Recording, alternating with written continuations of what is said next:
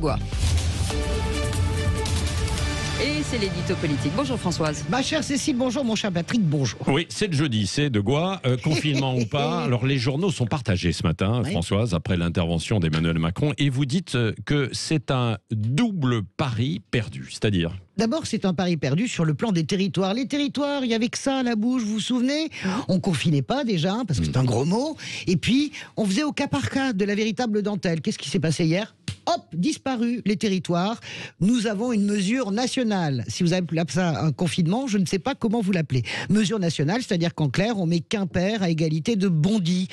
On décide que Bordeaux égale Paris. Voilà, l'ensemble du territoire est reconfiné. Ça s'appelle un coup de bambou et il est inutile de se tortiller comme le fait le chef de l'État. C'est un confinement en ce sens que vous avez le droit de circuler autant de temps que vous voulez dans un rayon de 10 km et dans des rues désertes, puisque aujourd'hui, enfin à partir de quelques jours, tous les magasins non essentiels seront fermés. Et puis le deuxième pari perdu, c'est les écoles. Appelez-le comme vous voulez, les écoles, elles sont fermées. Vous savez que la petite histoire nous raconte que les conseillers d'Emmanuel Macron ont passé 2 heures hier pour essayer de trouver un mot qui correspondrait à fermeture sans dire fermeture. Raté, le chef de l'État hier a été obligé de dire les écoles sont fermées. En ce sens, c'est évidemment, moi je le pense, un double pari perdu. Ensuite, il y a la forme.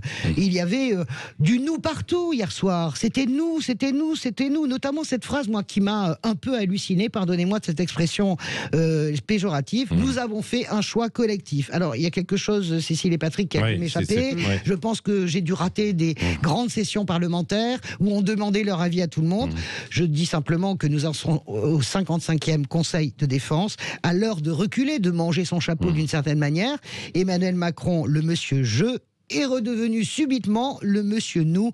Ça s'appelle une boulette collective. Oui, est-ce qu'il a quand même essayé de tracer un horizon? Oui, il a essayé, il faut quand même être honnête, il a essayé de tracer un horizon et même des calendriers. Avec les vaccins, là encore, il s'est congratulé, Emmanuel Macron, ça marche très bien. Je ne sais pas comment est-ce qu'on peut dire que ça marche très bien. En tout cas, ça marche très bien en reconnaissant quand même quelques erreurs. Un calendrier, fin juin, 30 millions de Français seront vaccinés. Je rappelle que tous les exemples cités, c'est-à-dire la Grande-Bretagne et Israël, qui ont réussi leur vaccination, n'oubliez jamais que la vaccination s'est accompagnée d'un confinement extrêmement strict. Et puis, les restaurants, ça vous a pas échappé?